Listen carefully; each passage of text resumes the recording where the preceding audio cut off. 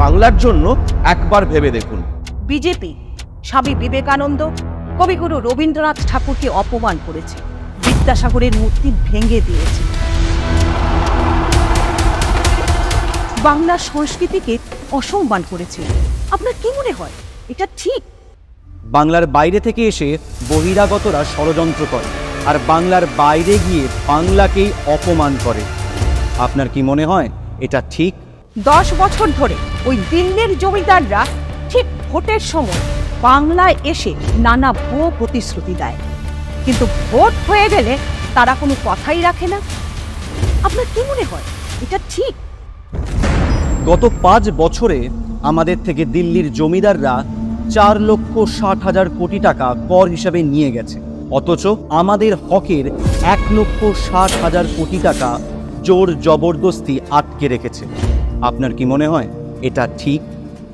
100 দিনের কাজের প্রায় 59 লক্ষ কর্মীদের কাজ করিয়েও দিল্লির জমিদাররা হকের টাকা ইচ্ছে করে আটকে রেখেছে।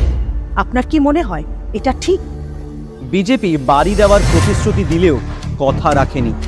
হকের টাকা আটকে 11,36,000 পরিবারের মাথার ওপর ছাদ কেড়ে নিয়েছে ওরা। আপনার কি মনে হয় এটা ঠিক? বাংলার মানুষ যখন তাদের হকের টাকা চাইতে দিল্লিতে কেন্দ্রীয় মন্ত্রীর সাথে দেখা করতে গিয়েছিল, তখন তাদের ওপর পুলিশ অত্যাচার করে।